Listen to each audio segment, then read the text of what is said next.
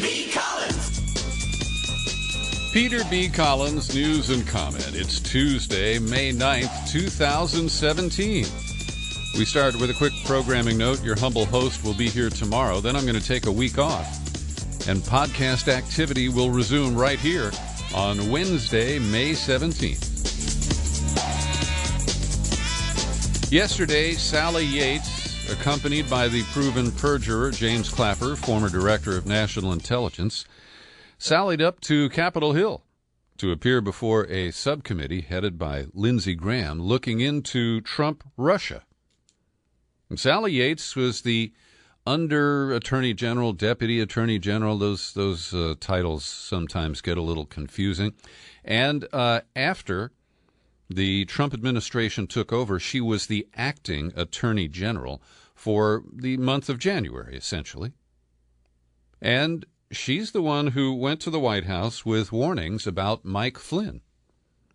Now, her testimony is being treated as dramatic, and that she really, crushed Ted Cruz and some of the other Republicans. And I will say that Sally Yates is an imposing, intelligent, poised woman, and she certainly held her own. She didn't take any flack, and she very politely rebuffed those who tried to hit her with it. Before we dive into her commentary, there were two takeaways from this hearing that I think are important. One is that Clapper clarified a claim that had been made by Hillary Clinton in the final presidential debate last October. She said that 17 American intelligence agencies all agreed that Russian agents had hacked the DNC and given the spoils to WikiLeaks. And Clapper clarified, well, actually, no. I sat atop 17 intelligence agencies, but we didn't really ask the Coast Guard or the National Geospatial Agency to weigh in on these issues. It was just three of us: the CIA, the FBI, and the NSA. And this was one of those exaggerations that just stuck with me. And if you're a regular listener, you may have been tired of hearing me talk about 17 intelligence agencies. But my bullshit detector was right. And it's these kinds of exaggerations, gratuitous ones, that undermine the credibility of people like Hillary Clinton when she says that Putin stole the election from her. The other interesting issue is that Clapper held the post of Director of National Intelligence, and the whitewash 9/11 Commission's big change was, we need somebody who rides herd over all the agencies, who can connect the dots, who can get the NSA to share information with the CIA and the FBI as appropriate. Well, Clapper had to admit yesterday that he made a boneheaded comment after Trump had tweeted the claim that Obama had him wiretapped. He made a fairly sweeping general statement that, that wasn't true. And he said, I don't have the quote in front of me, but that, we hadn't done any surveillance on Trump, the campaign, or the transition team after the election. And yesterday we discovered that he was not briefed on the FBI's investigation into Carter Page, which involved 2 trips to the FISA court, one which was dealt a rare rejection, and then they finally got the FISA court to approve surveillance of Carter Page. Why didn't they tell Jimmy Clapper? When he went public on October 6th, he didn't know this aspect of the FBI's activities. And in January, when he fronted the report that claimed that they had high confidence that Russia had hacked the DNC and blah, blah, blah, Clapper was in the dark. Now we'll get to the rogue operator of the FBI, Jimmy Comey, in a bit. But Jimmy Clapper had egg all over his face. And this is proof to me that the whole DNI apparatus is useless. It is simply another layer of bureaucracy that has grown exponentially since it was created. And if Comey didn't tell Clapper a critical factor like, yeah, hey, guy, we're investigating a Trump guy, then it's clear that this system doesn't work. The other takeaway is that in the mainstream media, and also at The Intercept, which I consider to be independent media, they are freely inferring that Sally Yates, that's interesting, Sally Yates has given strong implications that the issue about the intercepts of Mike Flynn talking to the Russian ambassador Sergei Kislyak is that he did, in fact, talk about sanctions.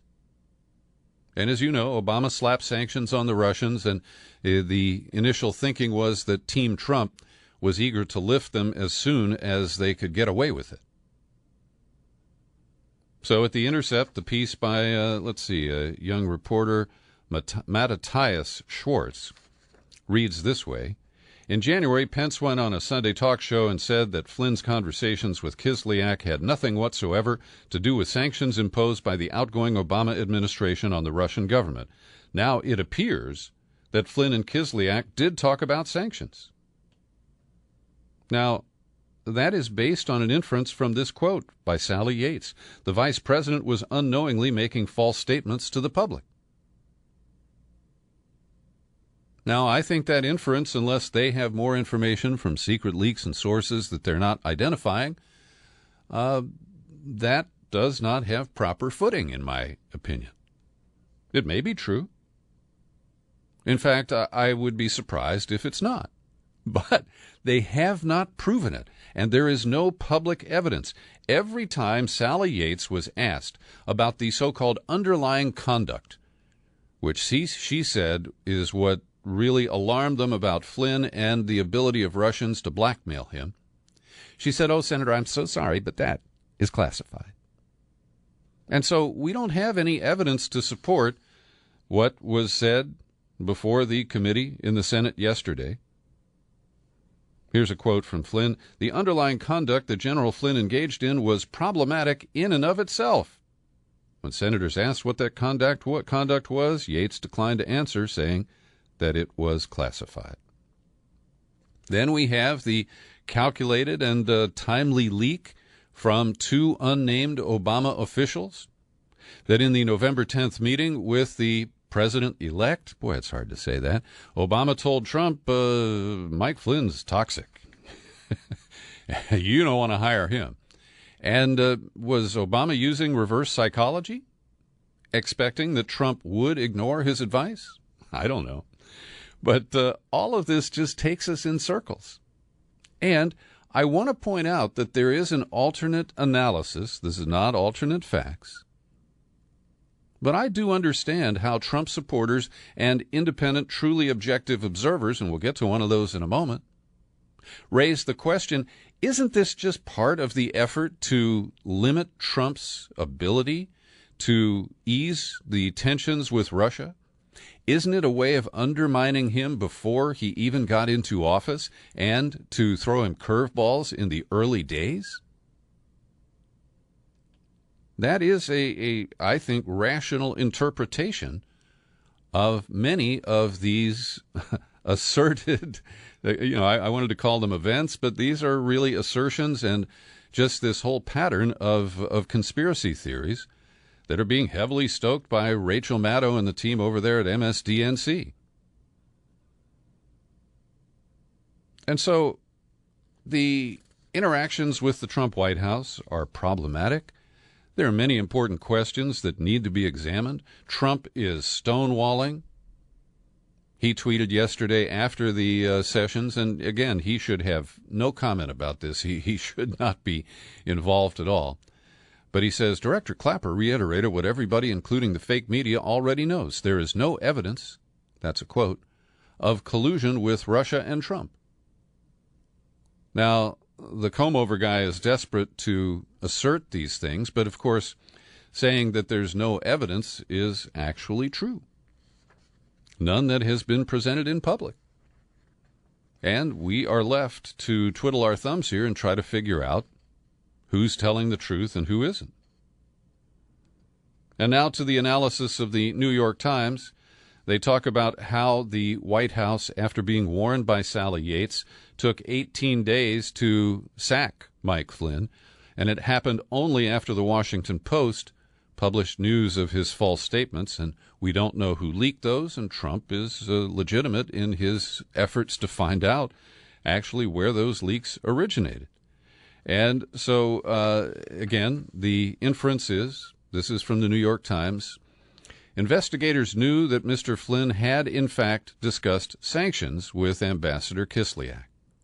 No evidence, no indication of even an anonymous leak where that came from. It is just asserted in the omniscient voice of a novelist. Investigators knew that Mr. Flynn had, in fact, discussed sanctions. Now, again, I'm prepared to believe this. All they got to do is lay out the transcript. We know that it was intercepted by the ongoing monitoring of the Russian ambassador, the Russian embassy. Probably anybody who's Russian in this country is subject to 24/7 surveillance.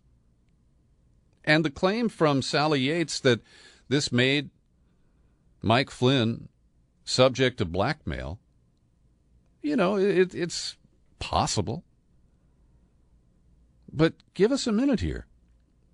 If Flynn is discussing easing sanctions with Russia, and the exposure of that would limit his ability to ease the sanctions with Russia, why the hell would Russia turn and expose Flynn? They might threaten him and say, if you don't loosen those sanctions, we're going to reveal that you talked about sanctions. But I do not take the threat of the compromise of Mike Flynn as seriously as Sally Yates makes it out to be. And the other false claim distraction from Trump is to say that it was the Obama administration that gave Flynn his security clearance, and that the failure of the White House, the Trump team, to vet him is somehow Obama's fault. Well, that's just bullshit, and we know it. The one other alternate analysis that I think people like us need to consider is that Mike Flynn is a hero on the far right because it was believed, and some of this is his own PR, it's not necessarily factual, that Mike Flynn was the only one who stood up to Obama and Secretary of State Kerry over the rise of ISIS in Syria. And again, I don't give that great credence, but it is the thread of an argument that is used by the right to push back on the Trump-Russia claims. Now, I believe Mike Flynn compromised himself by not reporting the money that he was paid by RT to attend that dinner in Moscow, by not reporting that he had a hefty payday as a lobbyist representing Turkish interests. So I don't have a lot of sympathy for Mike Flynn.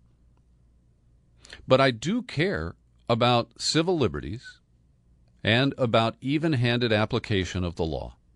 And I'm linking to two powerful columns published in the last 48 hours by Bob Perry. Robert Perry, it's P-A-R-R-Y, not P-E-R-R-Y. Bob Perry has been writing for a long time. He runs consortiumnews.com. I deeply respect this man and his objectivity. And in his piece yesterday, he wrote, "Turning General Flynn into Roadkill." And what Bob Perry has the benefit of, he's in my age cohort, he cites McCarthyism and the anti-communist rampage led by Wisconsin Senator Joe McCarthy in the early 1950s. And he calls it today's new McCarthyism, and he has, I think, a lot of points that are valid there. So he kind of runs through the testimony of Yates and Clapper, and he says in the reports that came from the intelligence community, there was no skepticism towards Yates' curious assertion that Flynn's supposed lying to Mike Pence, the vice president, about contacts with the Russian ambassador somehow opened Flynn to Russian blackmail. And Yates talked ominously about the underlying information But, of course, it's classified, and that leaves it to our imaginations.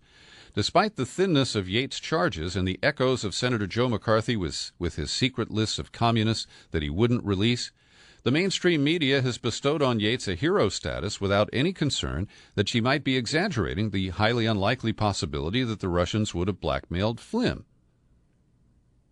And he reiterates that all of the critical facts are classified. Later, he says the assumption that Flynn was intentionally lying when he later briefed Pence and other colleagues is a stretch.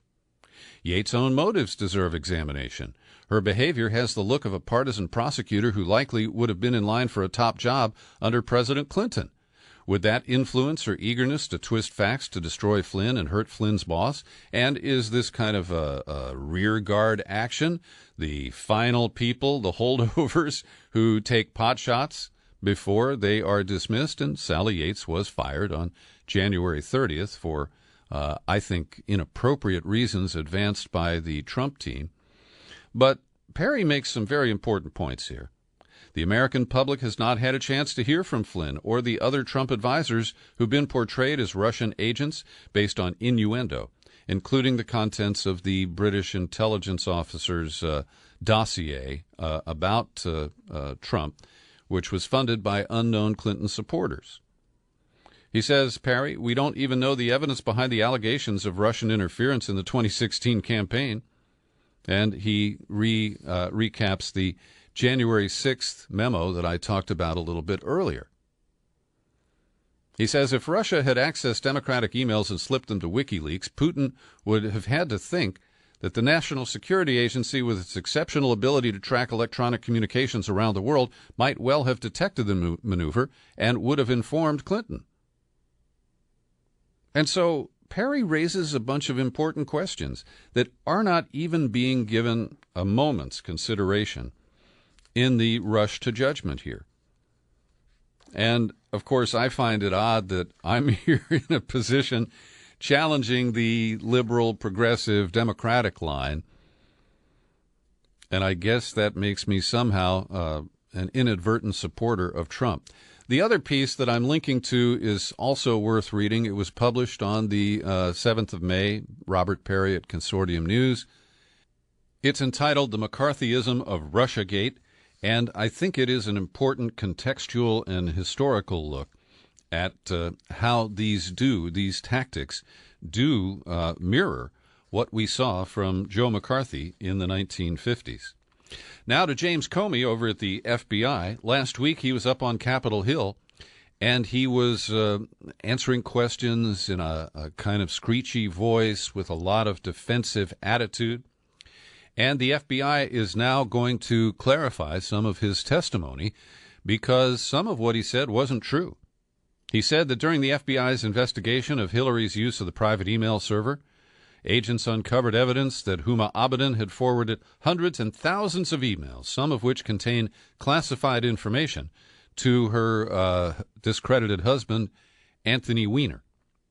But the truth is, while some of the emails were forwarded, the FBI plans to tell Congress that it's likely the vast majority were instead backed up on the laptop. And so you got a husband and wife, they got multiple computers, and apparently Weiner's laptop, which he also used for his sexual predatory behavior online, included emails that were backed up from his wife's computer. Now, it also appears that on occasion, Huma would forward emails that Hillary wanted printed to Anthony, and he would print them and give them to Huma. Now, also, it's important to note, and I'm not a defender of Hillary or her email practices, but that the classified emails were considered classified when they were reviewed later, and they were not apparently marked classified when they were originally sent. My old pal Paul Waldman, who was a regular contributor to my syndicated radio show back between about 2005 and 2009, he was working for David Brock at Media Matters at the time, and they did a good job of taking on the media's, lack of correct coverage of the Bush administration. and we found a lot of common ground at the time. Paul Waldman is a longtime supporter of both Bill and Hillary Clinton, and in his column at the Washington Post today, he really lowers the boom on Jim Comey. Every time he's forced to answer questions about his extraordinary decision to inject himself into the 2016 presidential campaign, FBI Director James Comey digs himself deeper and deeper into the hole of his own incompetence and weakness. Now, as you know, I don't disagree that Comey is incompetent and often weak, and that he is duplicitous. But I think that we have to look at much more than the Clinton scandal, the Clinton email issues, and see how he has run the FBI and why he desperately needs to be replaced. And unfortunately, a Trump replacement might actually make matters worse. But Waldman does correctly note that Comey violated the FBI policy against commenting on an investigation involving a candidate right before an election, and I do agree that that was bad behavior. But Paul Waldman needs to look at the Nate Cohn piece from yesterday's New York Times. I know it's a competing outlet, but that's where it was pretty well established that Hillary was tanking in the polls before Comey sent that letter to Congress on October 28th. Every day I like to pause for a second and thank the people who support my work with your subscriptions to the Peter B. Collins podcast.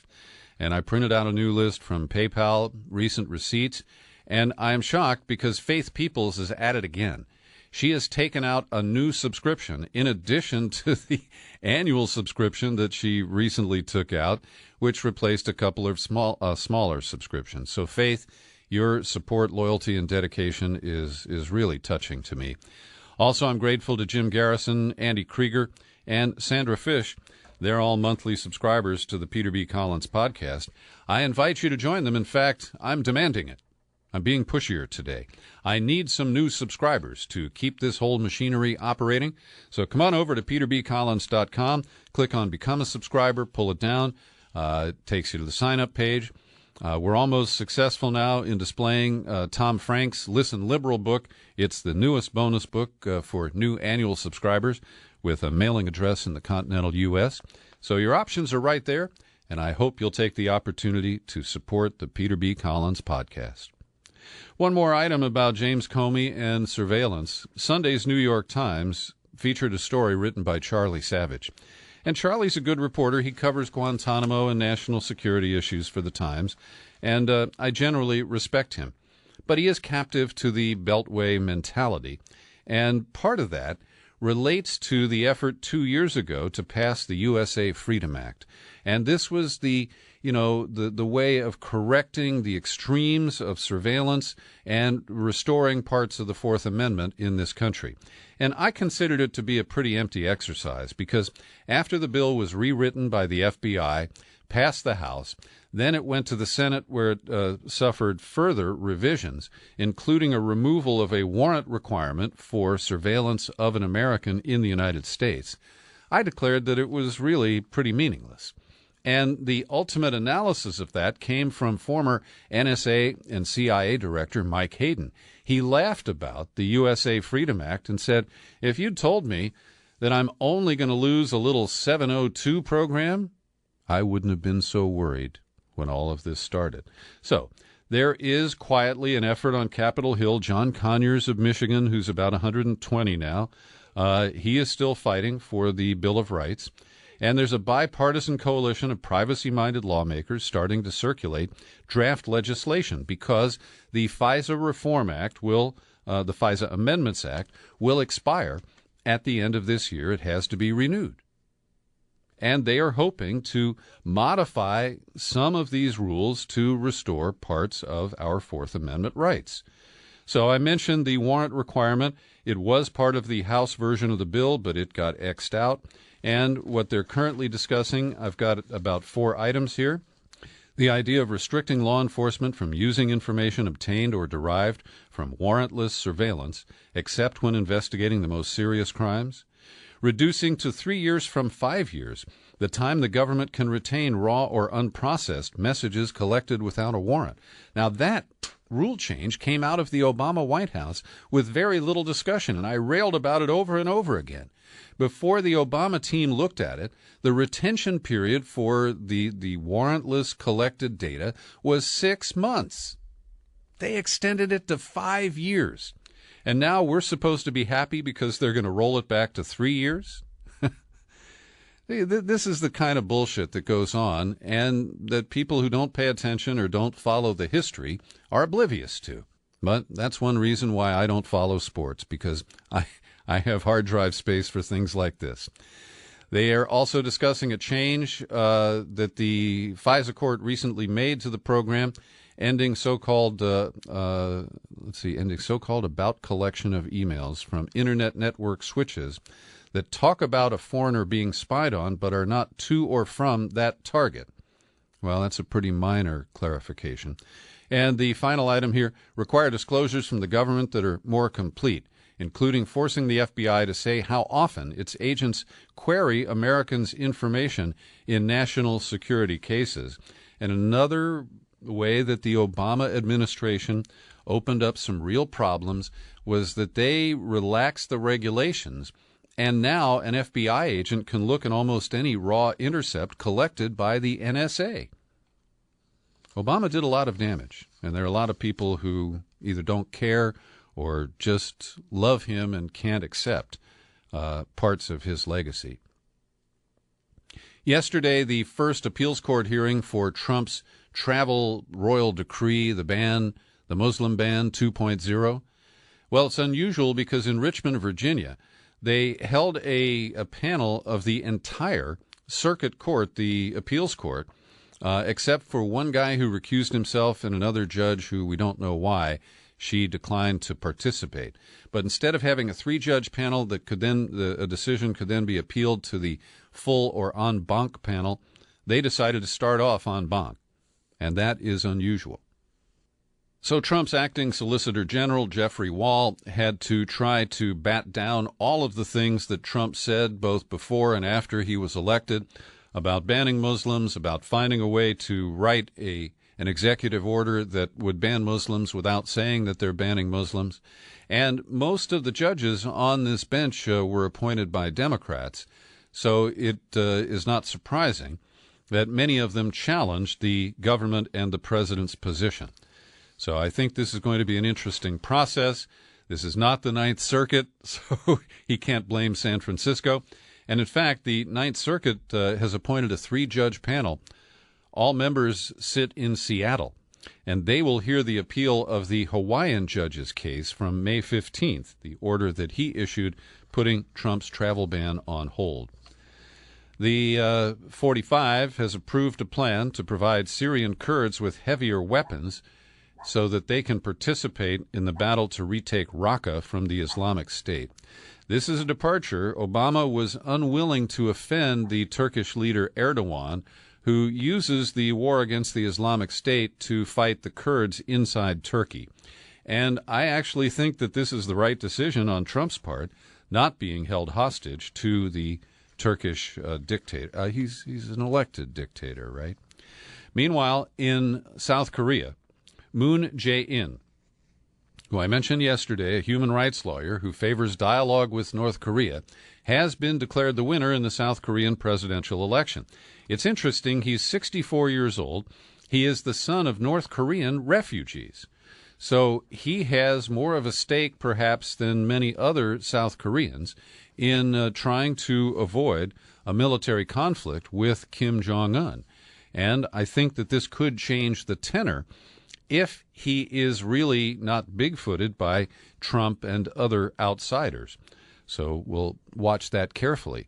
He's also in a pickle because the U.S., working with the interim president, as you know, President Park Geun-hye was impeached and removed from office earlier this year. So during that interim period, the U.S. deployed the Terminal High Altitude Area Defense, or THAAD, which is another missile defense boondoggle. And Trump has said he wants South Korea to pay $1 billion for the fact that we jammed this on them. And I think this is going to be a very interesting and delicate issue for the new President Moon to work out. And speaking of THAAD, our listener and benefactor, John Zweibel, who lives on Kauai in Hawaii, wrote a blog post about THAAD because the Senator Brian Schatz, I think his name is, from Hawaii, is arguing that they should deploy THAAD to protect Hawaii from a missile attack from North Korea. But this is gibberish, because the range of the missiles that North Korea currently has cannot reach Hawaii. And the THAAD batteries that cost a battery is not a storage device for electricity here. It is a complex of these units. It can protect a bubble of only 100 miles. THAAD is reported to have limited effectiveness against intercontinental ballistic missiles, which have a range of 3,500 miles. And what that means is that THAAD can only protect in the final few seconds when a missile would be incoming. And we know that the history of American missile defense is riddled with mythology.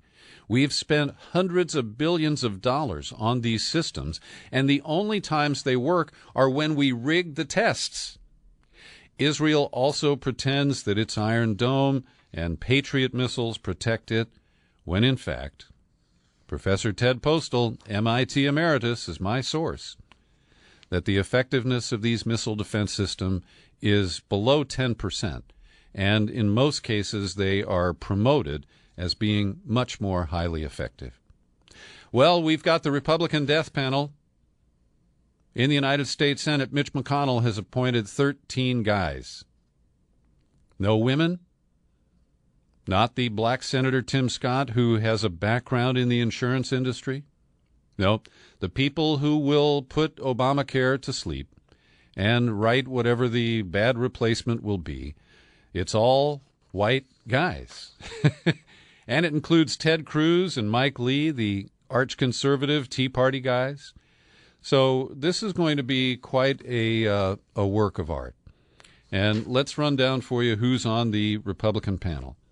Mitch McConnell, John Cornyn of Texas, Thune of South Dakota, Barrasso of Wyoming, Orrin Hatch of Utah, Lamar Alexander, Tennessee, Mike Enzi of Wyoming, Tom Cotton of Arkansas, Cory Gardner of Colorado, and Rob Portman, who is a little more moderate on health care issues.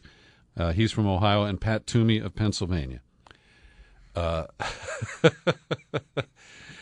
This is going to get wild, and it's going to take a while. The Senate will not write its bill in a hurry. And finally today, I have pilloried the Trump cabinet picks as a group that I call the Wrecking Crew. And it appears that there is one exception, and his name is David Shulkin, who's been confirmed as the Secretary of Veterans Affairs. He actually came out of the department that he is heading, so unlike all of the other cabinet-level appointees who are really committed to dismantling the work of the agencies that they're running, he intends to make it work and make it work better. And Shulkin is a medical doctor who continues to see patients. And the New York Times profiled him at a time when he was doing a video conference evaluation with a veteran who was a couple of thousand miles away. So I think this is good news. And there is oh so little of it these days in Trump's America. Thanks for joining me for my News and Comment podcast, distributed free every day and available now on YouTube. I'm Peter B. Collins. Happy trails to you until we meet again. Happy trails to you. Keep smiling